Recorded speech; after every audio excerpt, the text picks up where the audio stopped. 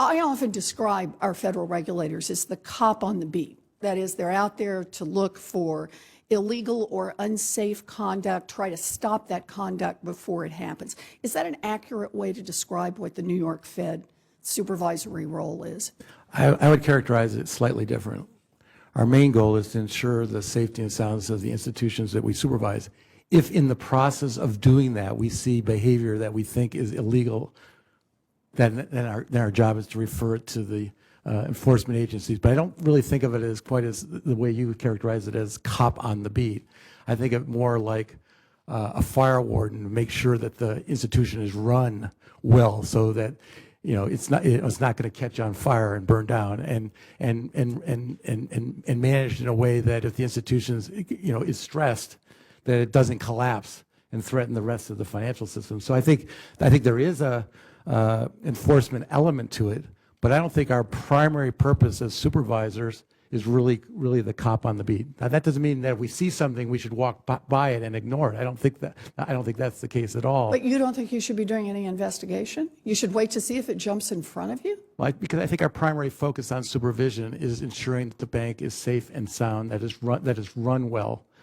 That means you need to know enough about the bank's activities, not just illegal activities, but all of their activities, so that you can stop any activity, illegal or not, that threatens the safety and soundness either of the bank or of the financial system.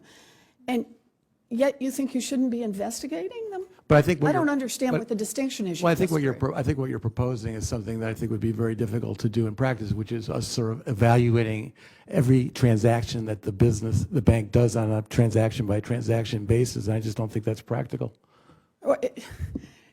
Look, I understand, just like any cop, you make decisions about when you're going to investigate more and what you think is suspicious and where you're going to look for things, and I understand that.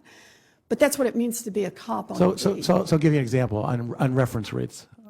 Once we became aware of the problems in LIBOR, we started to look at the bank's reference rate setting behavior more broadly.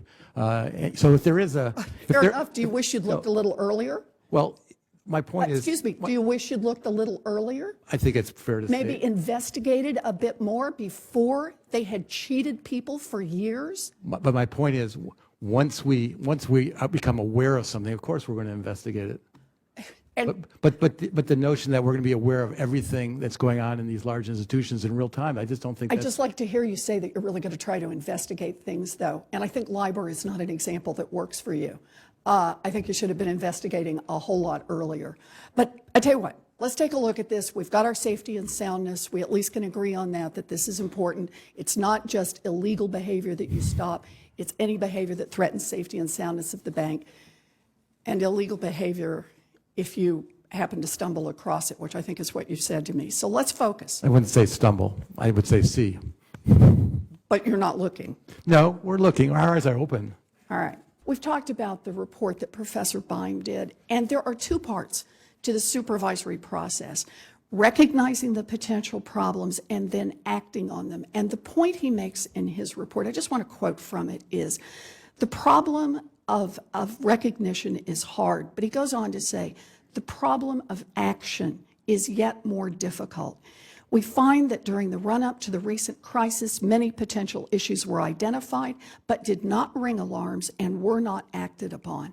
Action requires support from the highest levels of management in the interest of financial stability, even if this makes the banks less profitable. Supervisors must be willing to stand up to banks and demand both information and action, especially when things appear to be going very well. And I agree with that. Based on your responses today, the New York Fed is not there in terms of acting on the issues it identifies. It's not even close.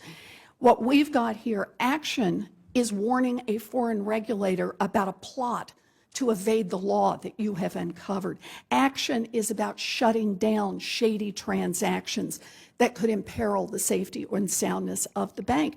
And until you're willing to take meaningful action, our financial system and our whole economy remain at risk.